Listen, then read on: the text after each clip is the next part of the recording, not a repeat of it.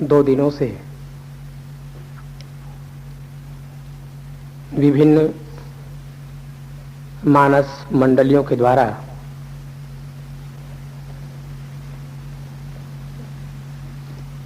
कथामृत पान करते आए हैं। इस मंच पर सुदूर पूर्व से मंडलियां आई, प्रतियोगी बनकर मैं आप लोगों के बीच बैठा हूं। मैं प्रतियोगी नहीं हूं और ना ही मैं वियोगी हूं, और मैं कैसे कहूं कि मैं योगी हूं। वह साहस नहीं होता कि मैं अपने आप को योगी कहूं। इतना मैं कहता हूं कि मैं वियोगी नहीं हूं और प्रतियोगी नहीं हूं।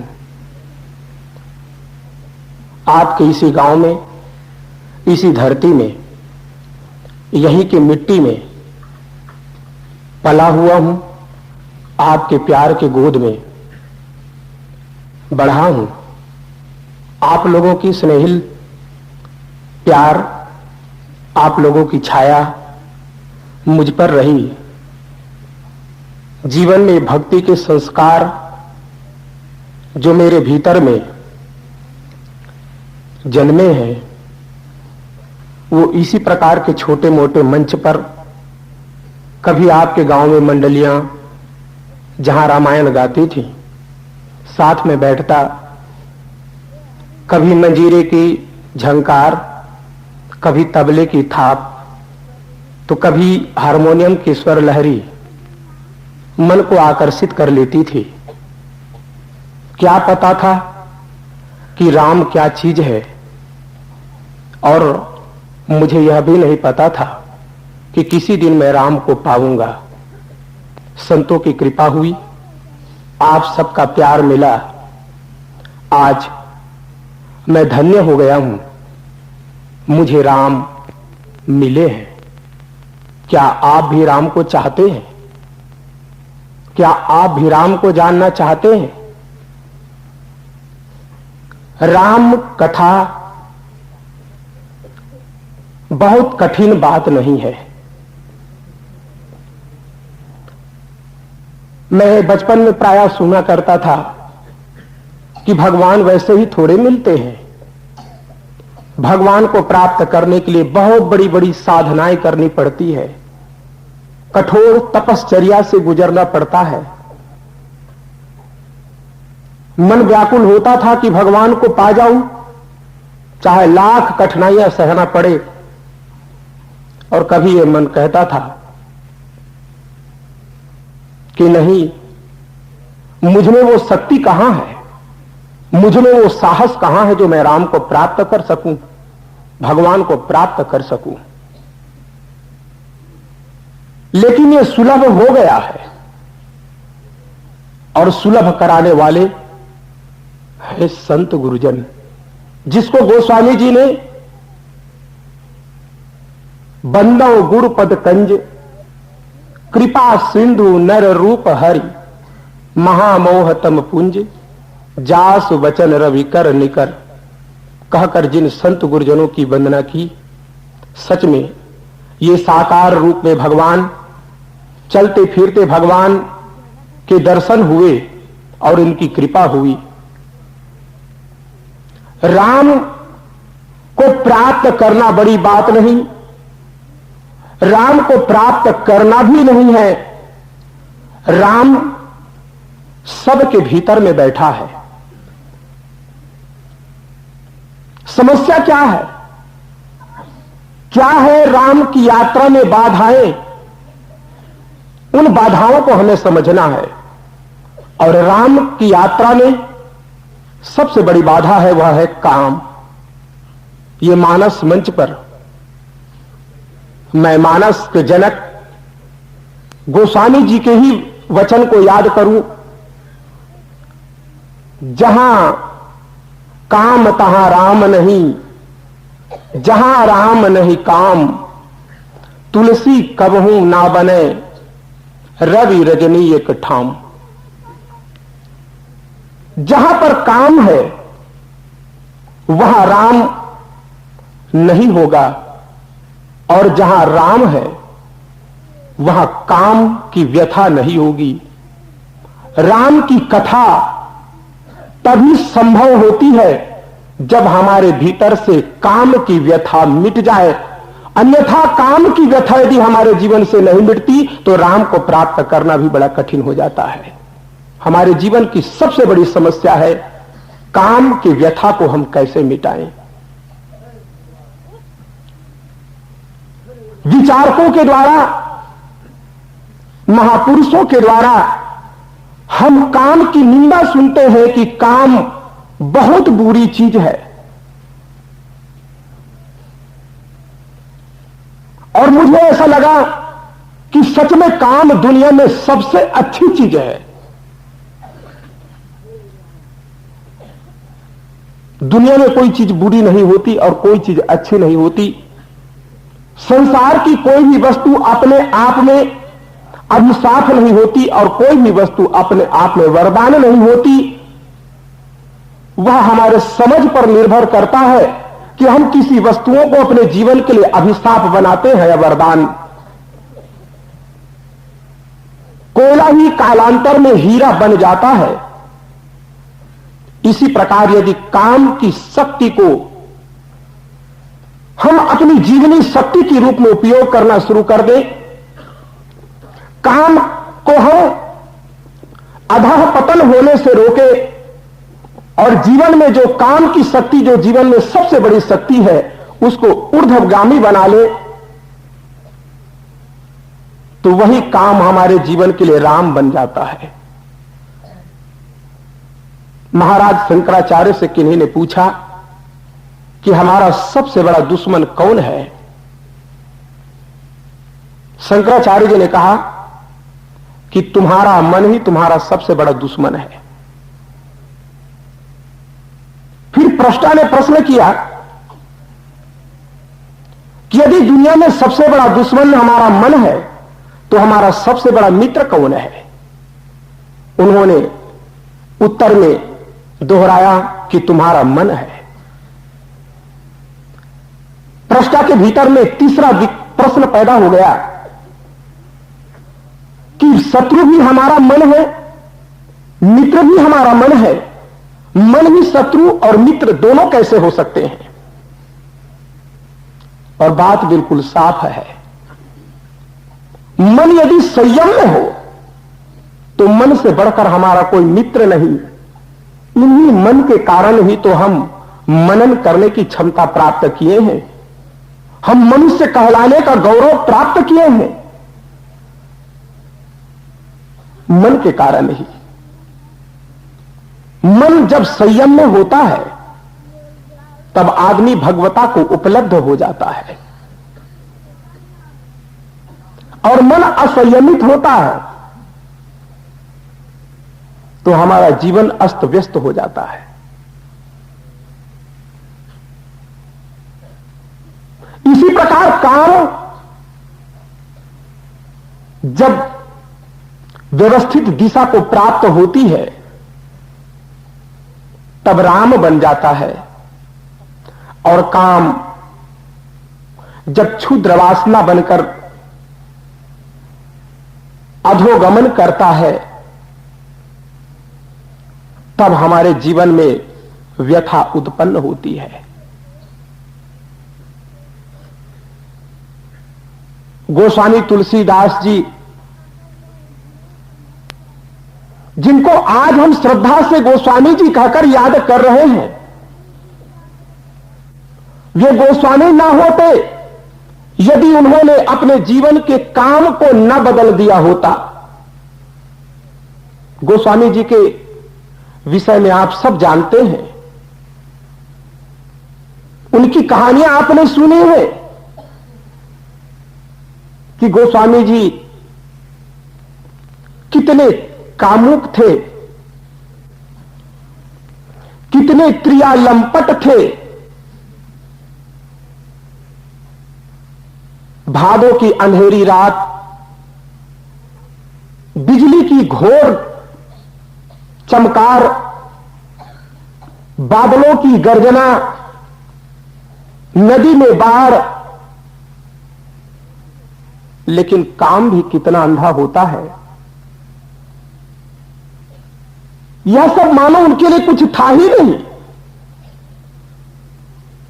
उनका जीवन वृत्त कहता है कि मुर्दे को पटरी समझकर वे बैठे। सच में काम इतना अंधा होता है।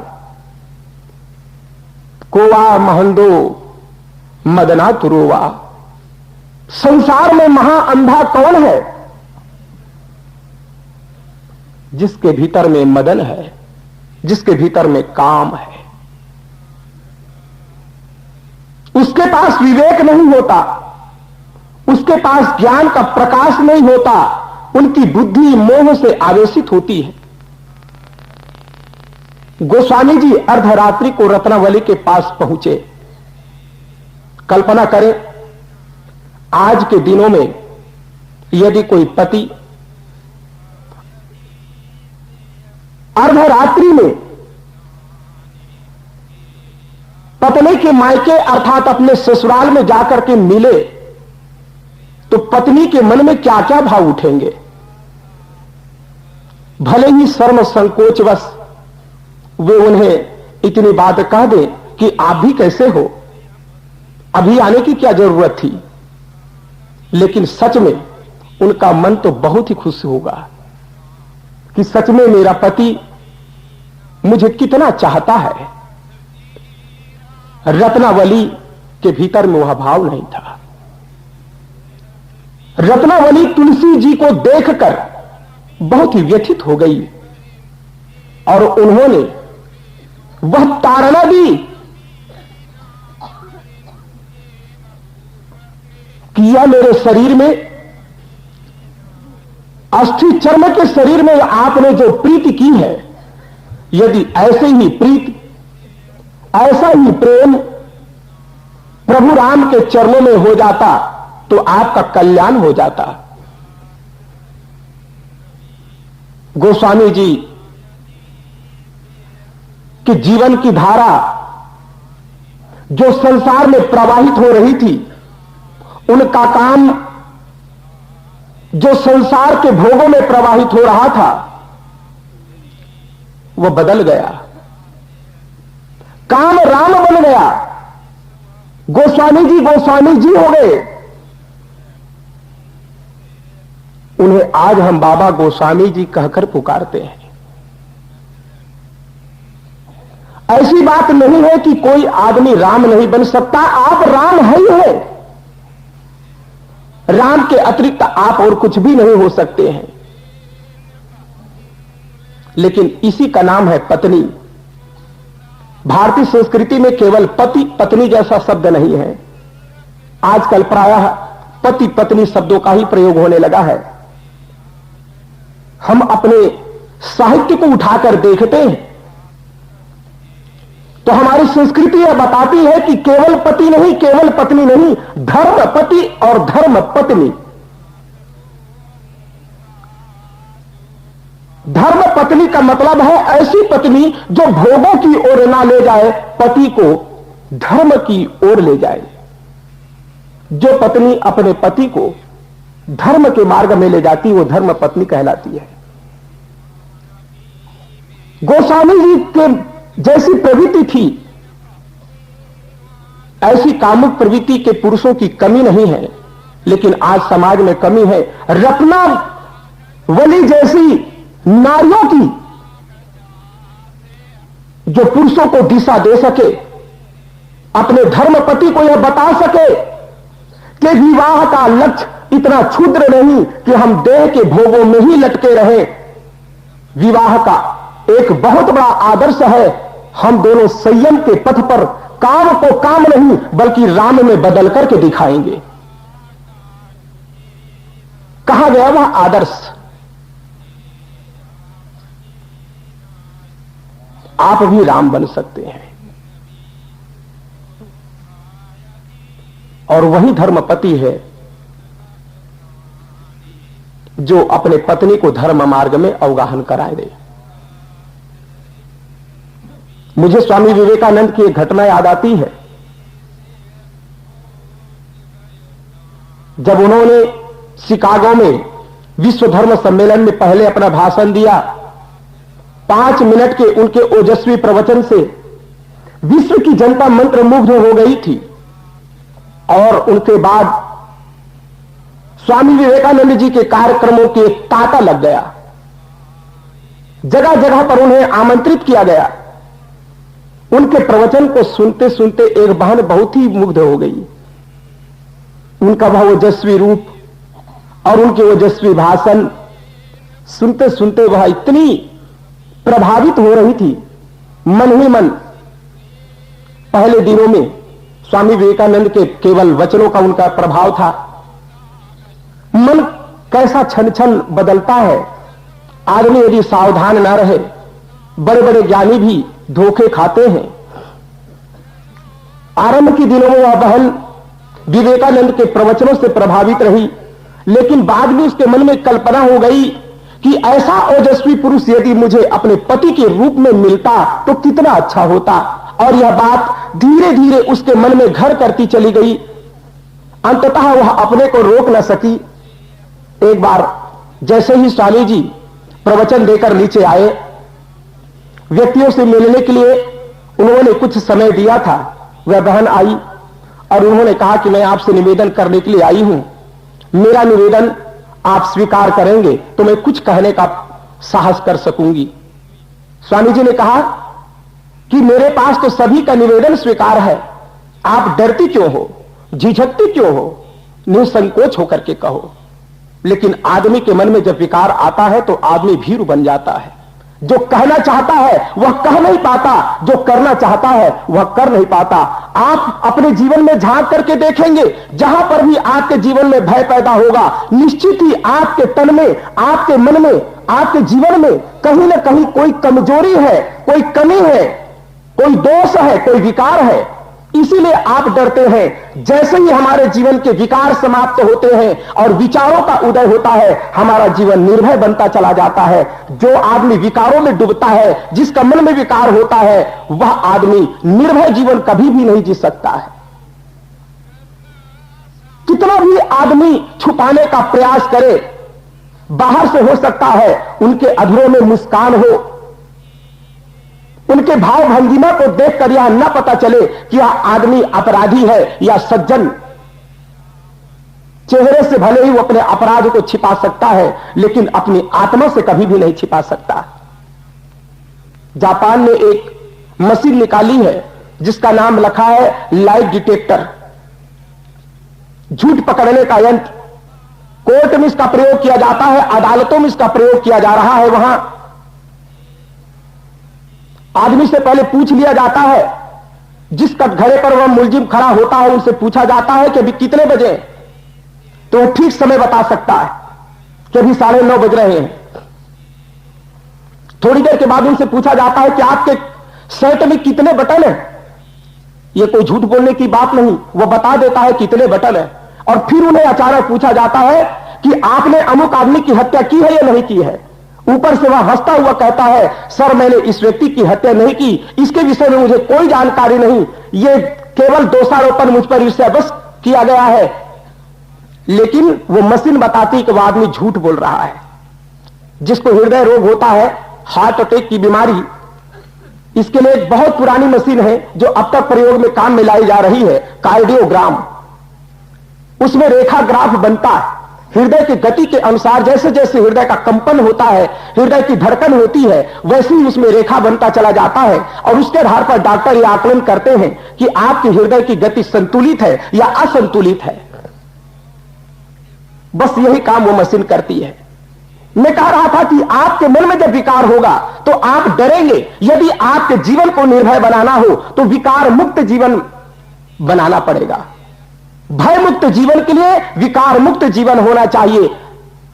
और यदि भयभीत जीवन जीना हो तो कोई बात नहीं, आने दीजिए विकारों को। बहन झिझकी, लेकिन स्वामी जी ने कहा कि करिए निवेदन, तुम्हारे लिए छूट है। वह बहन कहती है, अंग्रेज महिला, कि स्वामी जी मैं आपसे संबंध जोड़ने के लिए आई हूं। विवेकानंद ने कहा कि कैसा संबंध, कौन सा संबंध? डरते डरते उन्होंने दूसरा जवाब दिया उस बहन ने कि मैं आपको पति के रूप में स्वीकार करना चाहती हूं। विवेकानंद ने कहा, बहन, यह विदेशी सभ्यता में आपके देश के संस्कृति में भले ही संबंध का केवल एक ही रूप हो,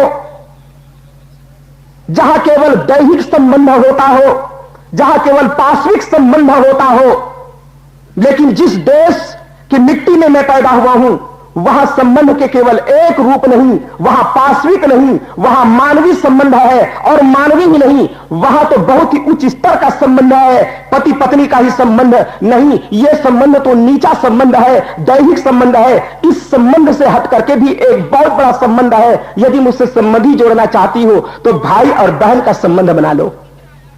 उन्होंने अपनी कलाई आगे बढ़ा दी, शर्म से उनके सिर नीचा हो गया और कहा कि बहन राखी बांधो, और उन्होंने राखी बांधी। उसका मन बदल गया, उनका जीवन बदल गया, और स्वामी जी ने उसका नाम भी परिवर्तन कर दिया।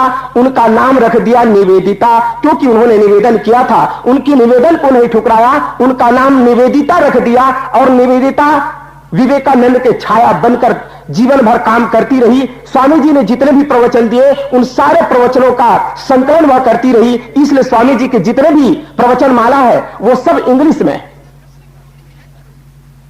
मैं कह रहा था, काम की धारा को यदि हम बदल दें तो राम बन जाता है।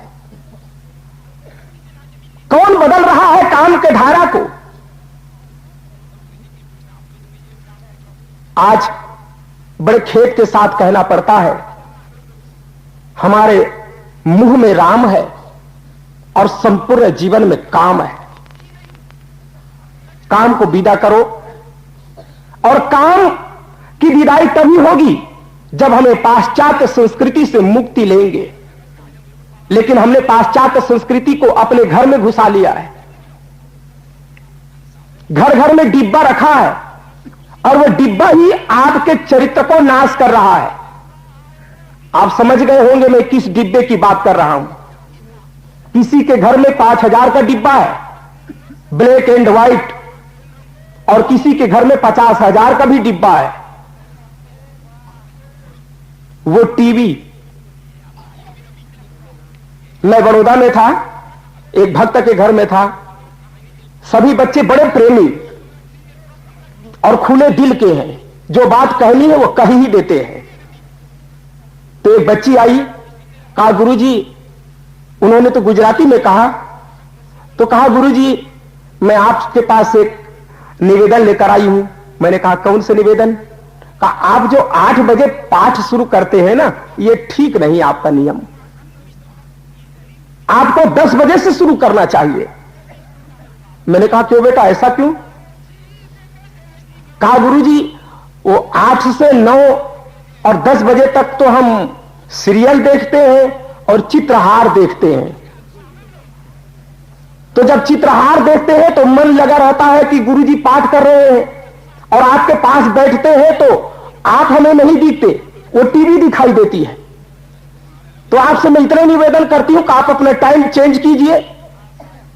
ये 8 से 10 का प्रोग्राम आप बंद कीजिए, 10 से 12 का प्रोग्राम रखिए, तो हम सभी लोग बैठेंगे। वैसे अभी भी बैठते हैं, लेकिन सच में शरीर बैठा होता है, हमारा मन तो वही रहता है। ये उस एक ही बच्चे की बात नहीं, ये घर घर की बात है। मैं तो समझता था, जब अन्य अन्य प्रांतों का भ्रमण हुआ और देखा, तो मैं समझता था कि हमारा छत्तीसगढ़ एक ऐसा सात्विक प्रांत है जहां पर ये रोग नहीं लगा है। लेकिन यहां आकर देखा तो यहां भी ये रोग बहुत तेजी से फैल रहा है। चित्रहार देख रहे हैं, क्या गीत गाए जा रहे हैं उसमें। मां बैठी है, बहन बैठी है, पिताजी बैठे हुए हैं, बड़ा भाई भी वही बैठा है, और टीवी में गीत चल रहा है, तू चीज बड़ी है मस्त मस्त। शर्म नहीं आती? जिनको सुनकर और जिसे देखकर तुम्हारा चरित्र का नाश होता है, जिसको देखने और सुनने से तुम्हारा चरित्र का पतन होता है, उसे तुम चित्रहार कहते हो। जो तुम्हारा चरित्र को ही आहार कर रहा है, जो तुम्हारे चरित्र को ही खा रहा है, उसे चित्रहार नहीं, उसे चरित्र आहार कहा जाना चाहिए। वो तुम्हारे चरित्र का संरक्षक नहीं, तुम्हारे चरित्र का विनाशक है। राम की कथा इस मंच से शुरू नहीं होगी, राम की कथा आपके घर से शुरू होगी, आपके जीवन से शुरू होगी। और राम कथा मैं समझता हूं कि हमारे जीवन की कथा है। वाराणसी में था, मैदागिन पार्क में मानस व्याख्यान का एक बहुत बड़ा विशाल कार्यक्रम था। जिज्ञासावश प्रतिदिन सुनने के लिए मैं जाता और पीछे में बैठता, कुर्सी लगी होती। एक दिन सहसा दृष्टि पड़ गई, स्वामी राम किंकर उपाध्याय साहब, नाम आप लोगों ने सुना होगा, वे भी उस मंच पर थे। उनकी दृष्टि पड़ गई, 2-3 दिनों से वे देखते रहे। एक व्यक्ति को भेजकर उन्होंने मुझे बुलाया मंच पर, और मैं तो सोचता था कि मानस मंच पर यदि मैं इस प्रकार की बात कहूं इन्हें ठेस पहुंचेगी। लेकिन सबसे पहले स्वामी राम किंकर उपाध्याय जी उठकर आए और उन्होंने कहा कि मैं आपको मानस मर्मज्ञ पद्म भूषण का भेंट देना चाहता हूं। मैंने कहा आप कृपा कीजिए, मुझे ऐसी भेंट देकर लज्जित मत कीजिए, मुझे शर्मिंदा मत कीजिए। मैं इतने बड़े उपहार पाने योग्य व्यक्ति नहीं हूं। यदि मेरी बात आपको अच्छी लगी हो। और उनके बाद उन्होंने अपने साहित्य दिए और उनके विचारों को भी मैंने सुना, और तब मुझे लगा कि सच में आज लोगों की दृष्टि बदली है, पहले की अपेक्षा बहुत बदली है। मैं राम का विरोधी नहीं। आमतौर पर लोक में एक धारणा है कि कबीरपंथी तो कुछ नहीं मानते, न वो ईश्वर मानते हैं, न वो भगवान मानते हैं, न वो देवी मानते हैं, न वो देवता मानते हैं, ये राम को मानते ही नहीं। और हम कहते हैं कि कबीरपंथ जिस प्रकार से राम को स्वीकार करता है, दुनिया का कोई संप्रदाय राम को ऐसा स्वीकार नहीं कर सकेगा। सदगुरु कबीर ने अपनी मौलिक रचना बीजक में सैकड़ों बार राम शब्द का प्रयोग किया है। सज्जनों, मैं आपसे एक बात कह देना चाहता हूं, जो उच्च कोटि के विचारक होते हैं, जो महापुरुष होते हैं, वे किसी शब्द को लेकर लड़ते नहीं हैं, किसी शब्दों को लेकर झगड़ते नहीं हैं, बल्कि शब्द को अपना अर्थ देते हैं। सदगुरु कबीर साहब जानते थे कि राम के प्रति लोगों की बहुत बड़ी आस्था है। उन्होंने राम शब्द को ठुकराया नहीं, राम शब्द को उन्होंने अपना अर्थ दिया, राम का उन्होंने बहुत बड़ा आदर किया और कहा कि राम तुम्हारा स्वरूप है और अपने स्वरूप को जानोगे तब तुम्हारी मुक्ति होगी, तुम्हारा कल्याण होगा। लोग कहते कबीर आलोचक है। BHU काशी हिंदू विश्वविद्यालय में मैं सुबह सुबह जब वॉकिंग में निकलता था, सुबह सैर करने के लिए निकलता था, तो प्रतिदिन का मेरा क्रम था कि हिंदू विश्वविद्यालय में जाता था, तभी मुझे चैन पड़ती। एक दिन मुलाकात हो गई डॉक्टर सुखदेव सिंह से, तो उन्होंने कहा हां बहुत खुशी हुई आपसे मिलकर, आप कबीरपंथी हैं। कबीर साहब तो बहुत बड़े आलोचक थे। मैंने कहा सर, आप जैसे विद्वान के मुख से यह शब्द शोभा नहीं देता, आलोचक शब्द मुझे शोभा नहीं दे रहा है। कहा क्यों? मैंने कहा कि आलोचक नहीं, विवेचक थे। आप समझेंगे कि आलोचना और विवेचना में कितना फर्क होता है। साहित्यकार भी बड़े बड़े भूल करते हैं। जिन्होंने कबीर पर PhD की और डॉक्टरेट की उपाधियां प्राप्त की, उन लोगों से भी यह भूल हो जाती है। आलोचना और विवेचना में बड़ा फर्क होता है। आलोचना कहते हैं किसी व्यक्ति से जब हमारा मन द्वेषित हो जाए, किसी को हम द्वेष भाव से जब निंदा करें, द्वेष भाव से किसी की कमियां को हम उजागर करें, तो वह आलोचना होती है। जबकि विवेचना में जो सही बात है वह कह दी जाती है, उसमें किसी से राग भी नहीं होता और किसी से द्वेष भी नहीं होता है। जहां राग और द्वेष के भावों से मुक्त होकर के कोई बातें कही जाती है उसे कहा जाता है विवेचना, और जहां द्वेष भाव से भावित होकर कोई बात कही जाती है उसका नाम है आलोचना। सदगुरु कबीर विवेचक थे, आलोचक नहीं। उन्होंने राम का बड़ा आदर किया और मैं भी राम का बड़ा आदर करता हूं। राम को मानना बड़ा सरल है लेकिन राम की मानना बड़ा कठिन है, और आज समाज में यही देखा जाता है कि राम को मानने वाले लोग ज्यादा हैं, राम की मानने वाले लोग बहुत कम हैं। इस मंच पर उनके आदर्शों पर चलना, उनके उपदेशों को मानना, यह है राम की मानना। कृष्ण को नहीं, कृष्ण की मानो। कबीर को नहीं, कबीर की मानो। महापुरुषों को नहीं, महापुरुषों की मानो। यदि हम महापुरुषों की मानेंगे, उनके आदेशों को मानेंगे, उनके उपदेशों को मानेंगे, उनके आदर्शों पर चलेंगे, निश्चित हमारे जीवन की धारा बदलेगी। हम काम से राम की ओर चले जाएंगे। जहां जहां एक काम आता है जीवन का सत्यानाश कर देता है। महाराज दशरथ चौथी अवस्था को प्राप्त हो चुके हैं, जिनकी चार चार संतानें घर में हैं, जिनकी बहुएं घर में आ चुकी है, और आज नहीं ठीक कल सुबेरे ही राज तिलक की तैयारियां हो रही है कि कल भगवान श्री रामचंद्र जी का राज्य तिलक होगा। चारों तरफ मंगल गान गाए जा रहे हैं, लेकिन महाराज दशरथ की क्या दशा है। किसी कवि ने कहा है कि ब्याह की चाह उठी मन में तब 15 20 25 की जाए, 30 भये तब खीस भये, 40 50 में नाम न लीजिए, 60 में ब्याह की चाह उठी तो कार के जूता कपाल पे दी जाए। 60 से भी हमारी अवस्था आगे बढ़ जाए और मन से कामुकता समाप्त नहीं होती हो तो भले ही बाहर से कोई उन्हें जूतों से स्वागत करे या ना करे, 60 से भी हमारी अवस्था आगे बढ़ जाए और मन से कामुकता समाप्त नहीं होती हो तो भले ही बाहर से कोई उन्हें जूतों से स्वागत करे या ना करे, लेकिन विषयों के थपेड़े इतने जबरदस्त होते हैं, उन्हें 84 की यातना तो भोगनी ही पड़ती है। महाराज दशरथ चौथी अवस्था को प्राप्त हो चुके हैं, लेकिन कामुकता उनके मन से नहीं गई है। गोस्वामी जी लिखते हैं, देखहु काम प्रताप बड़ाई। काम की बड़ाई को देखिए। चौथी अवस्था को प्राप्त होकर के भी महाराज दशरथ के मन से आज काम विदा नहीं हुआ है। इधर मंथरा दुर्बुद्धि बनकर बैठी है, मंथरा के भीतर में लोभ उत्पन्न हो गया है, मंथरा के कारण कैकेयी की बुद्धि में भी क्षोभ उत्पन्न होता है और कैकेयी कोप भवन का सेवन करती है, कैकेयी प्रत्यक्ष क्रोध का रूप बन गई है और काम के रूप बन करके सम्मुख में दशरथ खड़े हुए हैं। काम, क्रोध और लोभ तीनों एक ही जगह आकर इकट्ठे हो गए हैं। अब जहां ये तीनों रोग हैं वहां राम राज्य की स्थापना कैसे हो सकती है। जहां काम राज्य व्याप्त होता है वहां राम राज्य की स्थापना कभी हो नहीं सकती है। राम राज्य की स्थापना हमें यदि करनी हो तो हमारे जीवन से काम राज्य को हम विदा कर दें, बस राम राज्य की स्थापना हो जाएगी। दशरथ के मन में यदि कामुकता न होती तो कैकेयी अपने वचनों में बांध ना पाती।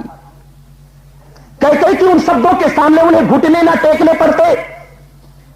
तड़प तड़प करके अपने आंखों के तारा राम को वह विदा न करते, तड़प तड़प करके अपने प्राणांत न करते, चारों तीनों रानियों को वैधव्य का दुख भोगना ना पड़ता और अयोध्या जो आज खुशियां मना रही थी उन्हें दुख के आंसू ना बहाने पड़ते। यदि इस पूरे प्रसंग में हम देखते हैं तो वह महाराज दशरथ का काम है। जहां जहां पर भी काम उत्पन्न होता है वहां वहां हमारे जीवन में अनर्थ पैदा होते हैं। सज्जनों, इस काम की धारा को हमें बदलनी है।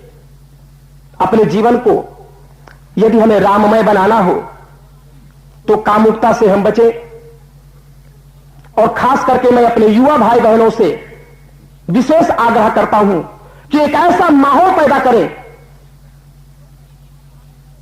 एक ऐसा वातावरण पैदा करें जिसमें कामुकता ना हो, सात्विकता हो, और उस सात्विक वातावरण में जो हमारे भीतर में सत्व विचार उत्पन्न होंगे और सत्य विचारों से हमारे जीवन में जो आचरण होंगे वह भी सात्विक ही होंगे। जड़ है हमारा मन। किसी के शरीर में फोड़ा होता है, मैंने सुना है कि जिसके शरीर में एक बार फोड़ा हो जाता है तो बार बार फोड़े होते ही रहते हैं। किसी को 7 तो किसी को 14 या किसी को 21 ऐसे फोड़े निकलते ही रहते हैं। हम फोड़े पर मरहम पट्टी करते हैं, उस पर चीरे लगवाते हैं, ऑपरेशन करवाते हैं, लेकिन एक के बाद एक उसका ताता बंद ही नहीं होता, उसका क्रम टूटता ही नहीं है। क्यों? क्योंकि फोड़े जो उत्पन्न हो रहे हैं, बीमारी वो फोड़े नहीं है, बीमारी है हमारे भीतर, वह है रक्त का दूषण। हमारा रक्त प्रदूषित हो गया है, खून खराब हो गया है। जब खून में खराबी हो जाती है तो फोड़े पर फोड़े होते हैं, कई प्रकार के चर्म रोग होते हैं, कई प्रकार की बीमारियां होती हैं। तो मूल को पकड़े, हम खून को ठीक करें, रक्त की सफाई करें। इसी प्रकार हमारे जीवन में जो अनेक प्रकार के फोड़े हैं, ये काम के फोड़े, क्रोध के फोड़े, लोभ के फोड़े, मोह के फोड़े, आशा तृष्णा के फोड़े, आतंकवाद के फोड़े, अलगाववाद के फोड़े, भ्रष्टाचार के फोड़े, इस समाज में जो भी हमें समस्याएं दिखाई देती है, ये समाज के बड़े बड़े फोड़े हैं और इसका जड़ है हमारा मन। मन ठीक नहीं है, मन असंयमित है, मन कामुक है, मन विषयवर्ती है। इस मन को विषयोन्मुखी ना करके मन को हम आत्मोन्मुखी कर लें, राम की ओर जोड़ दे। सदगुरु कबीर साहब कहते हैं, संसार के समस्त दुखों से बचने का एक ही उपाय है, वह है राम को जानना। बहुत दुख दुख दुख की खानी, तब बची हो जब राम ही जानी। जो राम को जानता है उसका दुख बचता है। राम को मानने मात्र से हम दुख से नहीं बच सकते, यह बात कड़वी किसी को भले ही लगे, लेकिन सच यही है कि मानने मात्र से जीवन का काम नहीं चलता, जानना भी पड़ता है। तब बची हो जब राम ही जानी। तो गोस्वामी जी के वह दोहा याद करें कि जहां राम तहां काम नहीं, जहां काम नहीं राम। जहां काम है वहां राम की स्थापना नहीं होती। सज्जनों, अपने मन को हम कामुक से दूर करें, मन में सात्विक विचार बनाएं। वह राम कहीं दूर नहीं, वह आपका अपना स्वरूप है, वो घट घट वासी है, आपके भीतर में, मेरे भीतर में, सबके भीतर में बैठा है। उसे प्राप्त करने के लिए और कुछ करना नहीं है। राम की भक्ति का मतलब यह नहीं होता कि हम अटपटी कुछ क्रिया करते रहे। योगन जप तप मख उपवासा, कहा हूं भगति पथ कौन प्रयासा।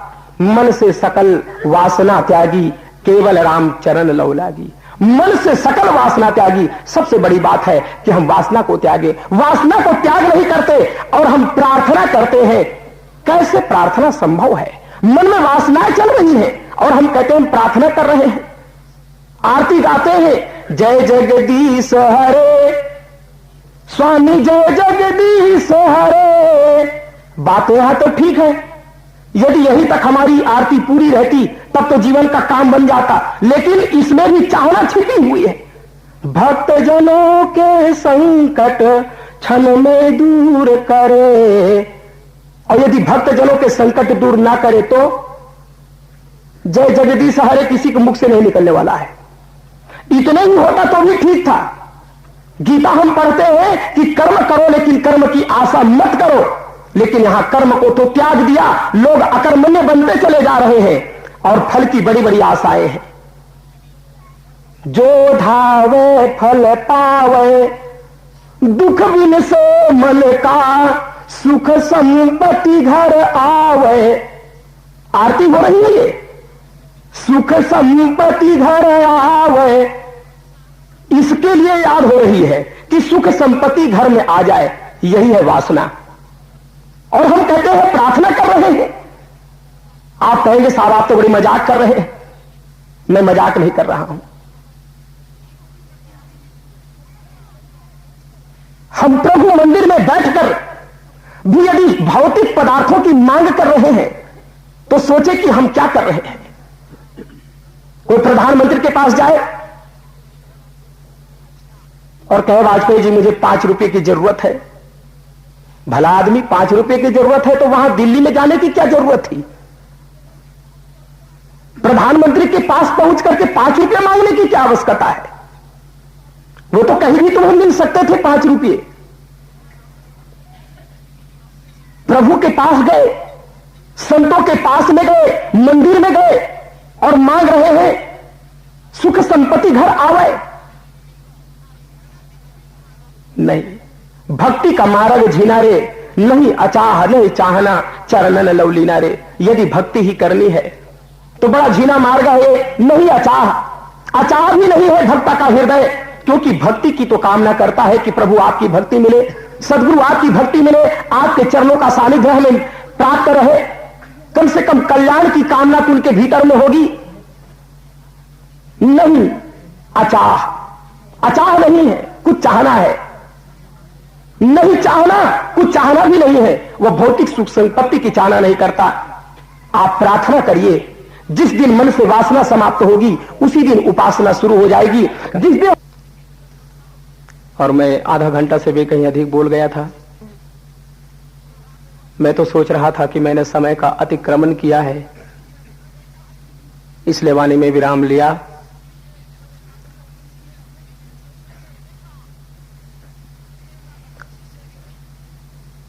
निवेदन किया है,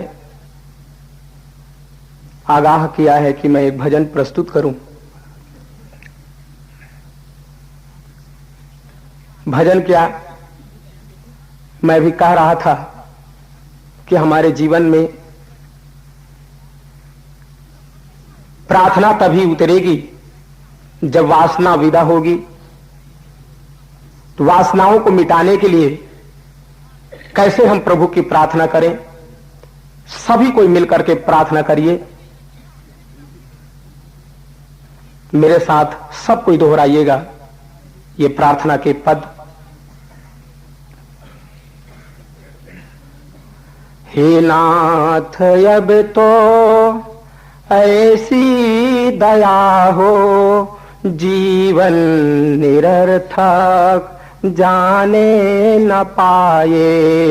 हे नाथ अब तो ऐसी दया हो, जीवन निरर्थक जाने न पावे। लगता है ठंडी से सब ठंडे हो गए हैं।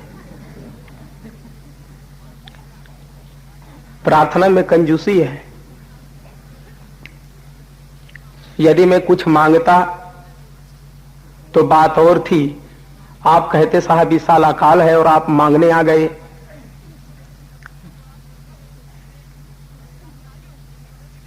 भाव और प्रेम के साथ मेरे साथ आप पद को दोहराइए।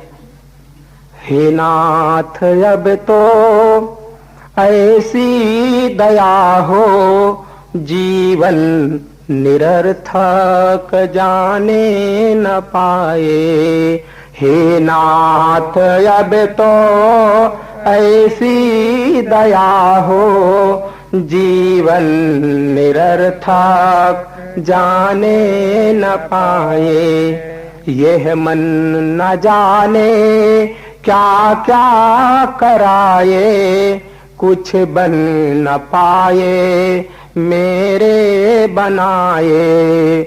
यह मन न जाने क्या क्या कराए, कुछ बन न पाए मेरे बनाए।